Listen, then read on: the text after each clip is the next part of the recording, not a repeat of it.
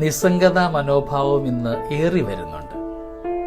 ചിലയിടത്ത് താല്പര്യമില്ലായ്മ, അത് ഭക്തകർമ്മങ്ങളിൽ മാത്രമൊന്നുമല്ല, ഒരുപാടിടങ്ങളിൽ അതിന്ന് കാണുവാനായിട്ട് സാധിക്കുന്നുണ്ട്. ക്രിസ്തു ദൈവരാജ്യത്തെക്കുറിച്ച് പഠിപ്പിച്ചതൊക്കെ ഒരുപാട് ഉപമകൾ വഴിയാണ്. കാരണം പലരും ഇന്ന് പലതും കണ്ടിട്ടും കാണാതെ പോവുകയാണ്, കേട്ടിട്ടും കേൾക്കാതെ പോകുന്നു. ദൈവികമായ കൃപ കടന്നു വന്ന് രക്ഷിക്കുവാൻ സാധ്യമാകാത്ത വിധം അവരുടെ ഹൃദയമൊക്കെ കഠിനമായിരിക്കുകയുമാണ്. നാമൊക്കെ ഇന്ന് നമ്മുടെ ജീവിതങ്ങളിലേക്ക് നോക്കിയാലും ഇതൊക്കെ തന്നെയല്ലേ സംഭവിക്കുക? നമ്മുടെ ഹൃദയമൊക്കെ ഇന്ന് ഒരുപാട് കഠിനമാണ്. നമ്മുടേതായ സ്വാർത്ഥമായ ചിന്തയിലേക്ക് മാത്രം, എൻ്റെ നേട്ടങ്ങൾക്ക് വേണ്ടി മാത്രം ജീവിക്കുന്നവരായി നമ്മിൽ പലരുമൊക്കെ ഇന്ന് മാറിപ്പോയി.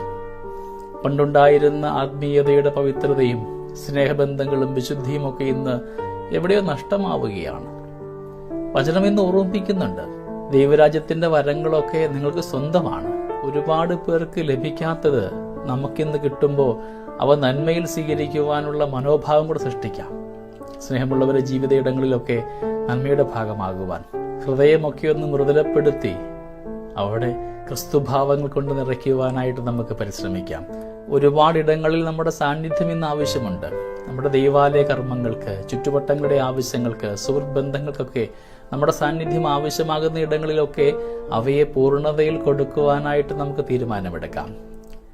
ശിലാഹൃദയമൊക്കെ ഒന്ന് മാറ്റിവെച്ച് അവരെന്നെ സ്നേഹിക്കുന്ന, അവരെന്നെ ഉൾക്കൊള്ളുന്ന ഒരിടമാക്കി മാറ്റുമ്പോഴാണ് നമ്മുടെ ജീവിതം അനുഗ്രഹമാവുക.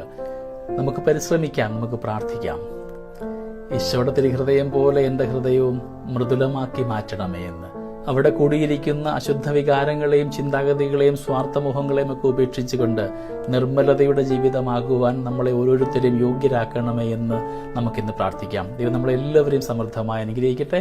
നമ്മുടെ കർത്താവ് യേശു മിശിഹായുടെ കൃപയും പിതാവായ ദൈവത്തിന്റെ സ്നേഹവും പരിശുദ്ധാത്മാവിന്റെ സഹവാസവും നമ്മുടെ കൂടെ എന്നും ഉണ്ടായിരിക്കട്ടെ, ഇപ്പോഴും എപ്പോഴും എന്നേക്കും. ആമേൻ.